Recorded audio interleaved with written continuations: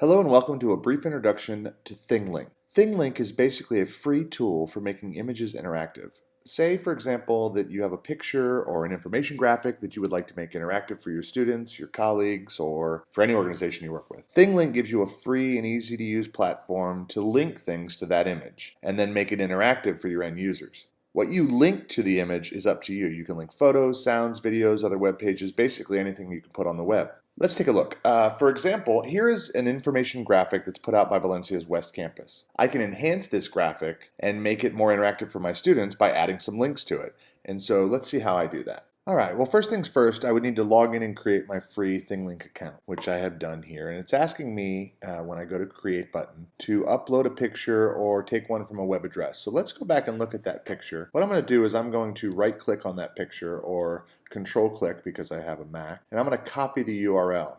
And that's what this is talking about here, the web address or the URL. So now when I enter that URL, I'm just going to paste it by hitting Control-V or Command-V on a Mac. Now I have that image. I can see that library image that I want to interact with. Well, first thing I notice here is it says log into your Atlas account. What if I put an actual link to the Atlas account?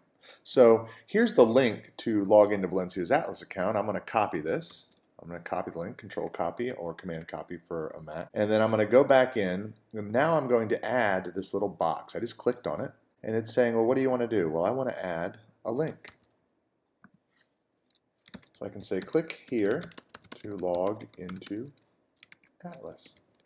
And now I've actually made this image interactive because it has that link. Another video I may want to add, for example, maybe in class I'm talking about how instead of going to the library databases, how you can get Google Scholar to actually look at our databases. And here's a video that was done by the East Campus Library on that. So maybe I'll just go ahead and copy this link and put that into my tag.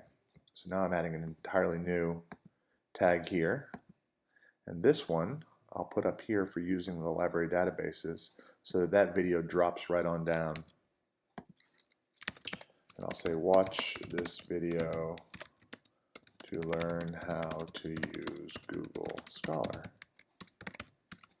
I'll save the tags, and once I'm done I can save the image. And now I have an image that's interactive. And so remember, I've got the link to Atlas. I've got the link with the YouTube video. What I would do here with students is I would need to share it. So I'm going to take this and I'm going to click on the share button. And I'm going to grab this embed code. And then I'm going to go to Blackboard. Now that I'm in Blackboard, I'll go ahead and build an item for my students. And so I'll just go ahead and put library search. And here is where I would put some information about what I want to share. Now remember, when I got the information, I went over here, I said share, I grabbed the embed code.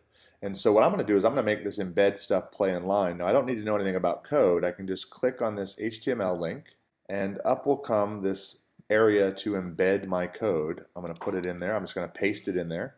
And when I update it, notice the library link is there. Now, my students have inside of their Blackboard an interactive link to the content. And anything they want to go to, including watching the video, they can do right in line without having to go anywhere else. And so what ThingLink does is it allows you to make images interactive. You can present right from an image. So instead of using PowerPoint or Prezi, you can actually just use an image or an infographic and share your information right from the image, which then allows students to share it with others and show the interactive content. So I hope you like the idea, and I hope to see you next week at Circles of Innovation.